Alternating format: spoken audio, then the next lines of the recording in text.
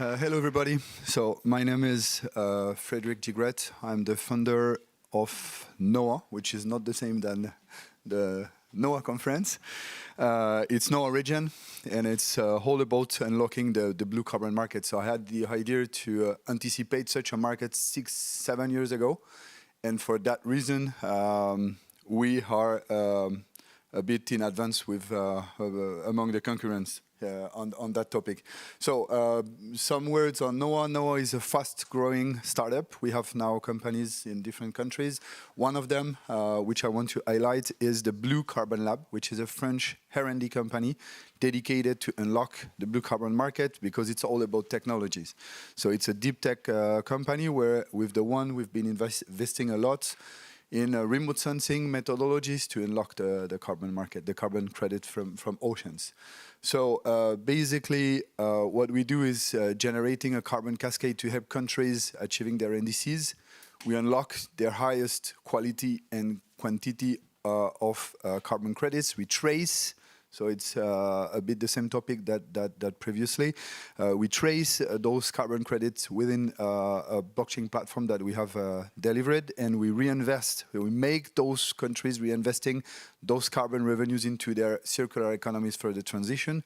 And now we're working on tools, financial tools to pre-sell ITMOs, which are sovereign carbon credits. Basically, the ecosystem that we've set up for the last 6 years to prepare the carbon market for the blue is dealing with a climate emergency legislation toolkit, a financial ecosystem which works blended finance. We help countries valuing their natural resources at the highest level and for sure unlocking the blue carbon, which is a game changer. And we help them finding the best technologies to impact quicker, and we help them from the setup to the scale up of those industries into their economies. And all of it with a blockchain traceability platform for measuring the impact in the full carbon cycle. So this is just a very quick, the climate emergency legislation is all about fast tracking, private and public partnership, all about putting laws that force the governments to re-inject the carbon credits into their economies. So this kind of solutions to make the legal ecosystem even more adapted. So this is what we believe a strong way to, and we force country to reinvest 70% of those funds into a global blue carbon bank, born with the compliance rules to be blended finance, like to invest de-risking tranche, junior tranche, and then we bring multiplicator effect through private equity, private debt, additional public funding. We also work on a climate emergency facility for the WTO, which represents 10% of the GDP.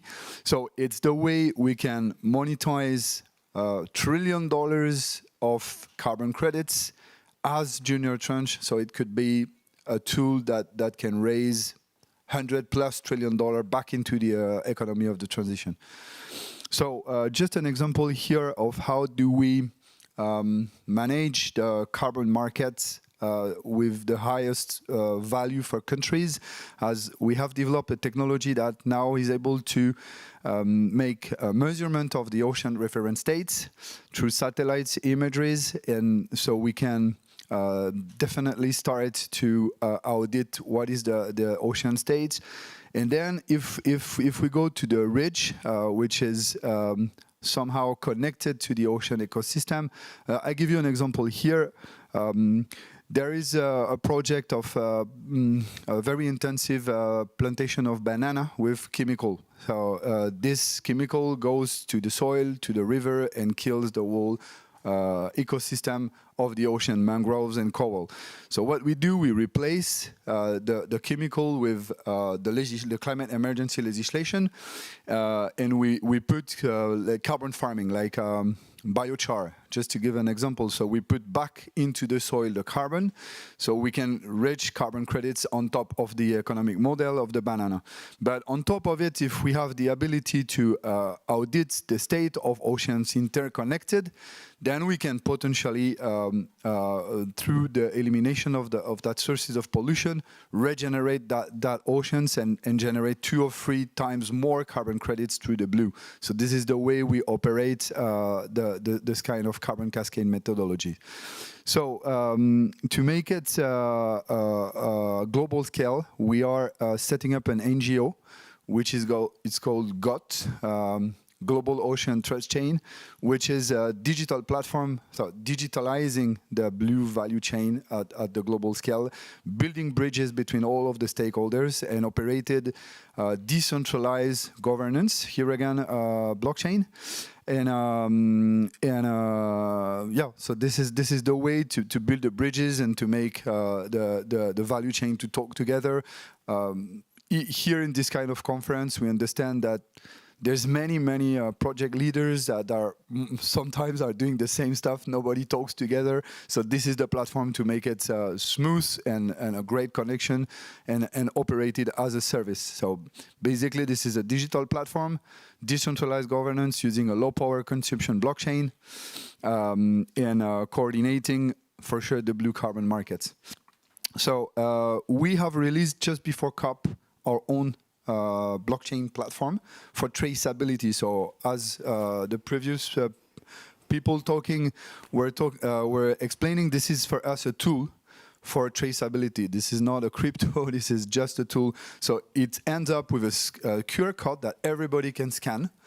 And basically you're gonna have a dashboard with the whole transparency, where the credits are coming from, who is the auditor, who is the certifier, how they have been sold, how much, what is the leverage they've been reaching, and what is the project that is benefiting from those investments, and what is the impact of those projects and multiple impacts with side benefits, with all of the reports uploaded. And even more, we start with one project in Panama, coral regeneration. We have through the QR code control of an underwater webcam to see the project ongoing. So it's fully transparent and easy to use.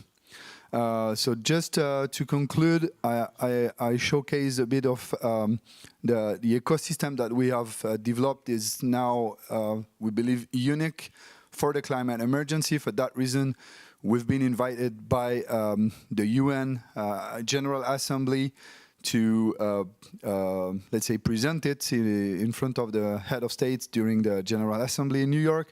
So also with the UN Ocean Conference, we've signed in COP27 with Antigua and Barbuda. So we are now National Agency for the Transition in the Carbon Market of Antigua as a pilot country for Commonwealth of Nations. How is this? We've signed also with Panama, which is a really good player, a good student into the climate change. They are carbon negative, and they are 30 by 30 already. We signed on COP26 just after the announcement of the adoption of the 6.4 Article of Paris. In Glasgow, we've signed with UNWTO, which represents 10% of the GDP. We are in charge to decarbonize the tourism value chain, and to set up a grant facility from the UN system. We've signed with Flagma, which represents 16,500 municipalities in the whole Latin America. So basically, this is a toolkit that now started to spread up in all around the world. So I'll have to stop you there. Yep. Thank you so much for presenting NOAH. If you have any questions and want to hear more, please catch Frédéric outside. Thank you, Frédéric. Round of applause.